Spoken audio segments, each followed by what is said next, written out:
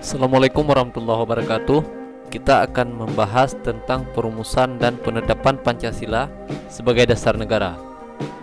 Kita lihat yang pertama ada sejarah perumusan Pancasila, kemudian semangat dan komitmen para pendiri bangsa, dan yang terakhir meneladani perilaku semangat pendiri bangsa. Sejarah perumusan Pancasila. Di sini kita akan belajar tentang pengertian Pancasila sebagai dasar negara. Kemudian yang kedua, sejarah perumusan Pancasila sebagai dasar negara, dan yang terakhir, Pancasila sebagai dasar negara. Yang pertama, pengertian Pancasila sebagai dasar negara. Pancasila berasal dari bahasa Sanskerta yang mengandung dua akar kata, yaitu panca dan sila. Panca artinya 5 dan sila artinya tingkah laku yang baik. Jadi secara bahasa, Pancasila merupakan berbatu sendi 5 atau 5 tingkah laku utama atau pelaksanaan 5 kesusilaan. Rumusan Pancasila dalam pembukaan Undang-Undang Dasar tahun 1945. Yang pertama, ketuhanan yang Maha Esa, kemanusiaan yang adil dan beradab. 3. Persatuan Indonesia. 4. Kerakyatan yang dipimpin oleh hikmat kebijaksanaan dalam permusyawaratan perwakilan. Dan 5. Keadilan sosial bagi seluruh rakyat Indonesia. Ini merupakan Pancasila yang menjadi rumusan akhir dari semua pembahasan sidang pada saat pendirian negara. Kita lihat yang kedua, sejarah perumusan Pancasila sebagai dasar negara. Yang pertama, sidang BPU PKI 1 yang dilaksanakan dari tanggal 29 Mei sampai dengan 1 Juni tahun 1945.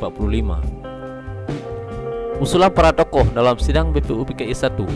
1. Mr. Muhammad Yamin pada tanggal 29 Mei 1945. Pancasila usulan Muhammad Yamin yaitu peri kebangsaan, peri kemanusiaan, peri ketuhanan, peri kerakyatan, kesejahteraan rakyat, keadilan sosial.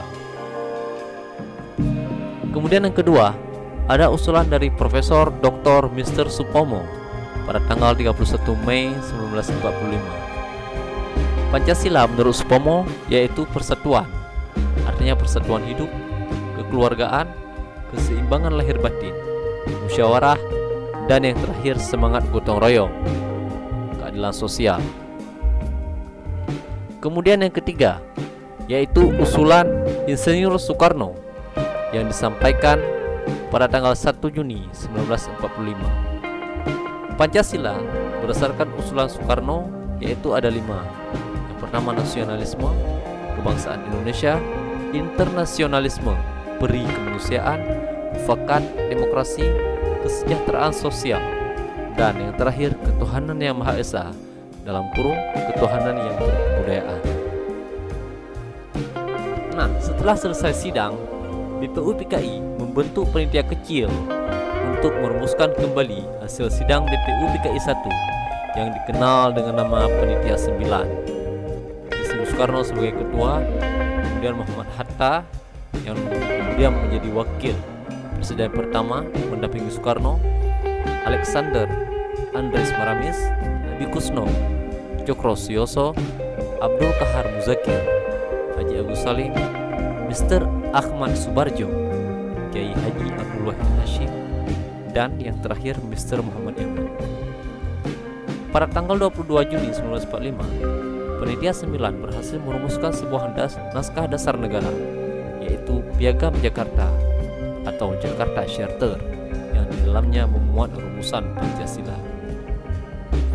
Ini bisa kita lihat Piagam Jakarta, dan di sebelah kanan atas merupakan foto Panitia 9. Nah, setelah kita belajar tentang rumusan Pancasila, setelah kita tahu bahwa ada Piagam Jakarta, maka tugas anak-anak sekalian yaitu buatlah rumusan Pancasila yang termaktub dalam Piagam Jakarta. Setelah sidang BPU PKI 1, maka pada tanggal 10 Juli sampai dengan 17 Juli 1945 dilanjutkan dengan sidang BPU PKI 2. Sidang BPU PKI 2 membentuk 3 buah panitia khusus, yaitu Panitia Perancang Undang-Undang Dasar yang diketuai oleh Bung Karno, kemudian Panitia Pembelaan Tanah Air yang diketuai oleh Abi Kusno Cokro Suyoso, kemudian yang ketiga Panitia Keuangan dan Ekonomi yang diketuai oleh Bung Hatta, juga beranggotakan 23 orang. Sebelum sidang berakhir, Panitia Perancang Undang-Undang Dasar melaporkan hasil kerjanya sebagai berikut, yaitu pernyataan Indonesia Merdeka, pembukaan Undang-Undang Dasar, dan yang ketiga Undang-Undang Dasar itu sendiri dan batang tubuh Undang-Undang Dasar 1945. Hal yang esensial yang dapat kita lihat dari hasil sidang BPU PKI, yang pertama, diambil keputusan tentang bentuk negara pada tanggal 10 Juli 1945. Kemudian yang kedua, keputusan tentang wilayah negara Indonesia yang meliputi Hindia Belanda yang dulu, Hindia Belanda ditambah dengan Malaya, Borneo Utara, Irian Timur, Timor Portugis, dan pulau sekitarnya. Kemudian yang ketiga, Hindia Belanda ditambah Malaya namun dikurangi Irian Barat. Selain sidang BPU PKI, dalam masa pendirian Negara Republik Indonesia juga ada PPKI, yaitu Panitia Persiapan Kemerdekaan Indonesia, atau dalam bahasa Jepang disebut dengan Dokuritsu Zionbi Ikai. PPKI ialah panitia yang bertugas untuk mempersiapkan kemerdekaan Indonesia. Sebelum panitia ini dibentuk, sebelumnya sudah berdiri BPU PKI. Namun, pembentukan PPKI ini bertujuan agar proklamasi kemerdekaan Indonesia cepat terlaksana. Lembaga ini beranggotakan tokoh-tokoh pergerakan nasional yang berasal dari Jawa dan luar Jawa. Anggota PPKI semula berjumlah 21 orang. Namun, Insinyur Soekarno menambah 6 orang lagi tanpa pengetahuan pihak Jepang. PPKI ini merupakan panitia yang dibentuk untuk mempercepat proklamasi kemerdekaan oleh Jepang yang beranggotakan orang-orang tokoh pergerakan nasional. Tugas PPKI mengesahkan Undang-Undang Dasar, memilih dan mengangkat Insinyur Soekarno sebagai Presiden dan Dr. Andes Muhammad Hatta sebagai Wakil Presiden. 3. Membentuk Komite Nasional untuk membantu tugas Presiden sebelum DPR dan MPR terbentuk. Tugas PPKI yang utama yaitu mempersiapkan kemerdekaan Indonesia. Tujuan pembentukan PPKI, yang pertama, melanjutkan tugas dari BPU PKI. Jadi mereka memiliki tujuan, yakni menyegerakan proklamasi kemerdekaan. Tugas kedua yaitu menyusun tata negara beserta membuat struktur kenegaraan. Sidang Panitia Persiapan Kemerdekaan Indonesia. Pancasila sebagai dasar negara ditetapkan dalam sidang PPKI pada tanggal 18 Agustus 1945 atau 1 hari setelah proklamasi. Sidang tersebut membahas pengesahan Undang-Undang Dasar. Terdapat beberapa perubahan Pancasila, terdapat beberapa perubahan dalam Piagam Jakarta yang telah ditetapkan sebelumnya, yaitu anak kalimat Piagam Jakarta dicoret dari Mukadimah Undang-Undang Dasar 1945. Istilah Mukadimah diubah menjadi pembukaan Undang-Undang Dasar. Butir pertama, ketuhanan dengan kewajiban menjalankan syariat Islam bagi pemeluk-pemeluknya diganti menjadi ketuhanan yang Maha Esa. Ini bertujuan untuk mengakomodir karena sistem negara Indonesia mengakui 5 agama yang berbeda. Nah, usulan ini disampaikan oleh Maramis dan disetujui oleh Muhammad Hatta setelah berkonsultasi dengan Tuku Muhammad Hasan, Hasan Singonmejo, dan Ki Bagus Hadi Kusuma. Pancasila sebagai dasar negara diperkuat oleh Ketetapan MPR nomor 18 Romawi garing MPR garing 1998. Ada beberapa implikasi karena Pancasila ini sebagai dasar negara. Yang pertama, Pancasila sebagai dasar negara merupakan sumber dari segala sumber hukum atau sumber tertib hukum di Indonesia.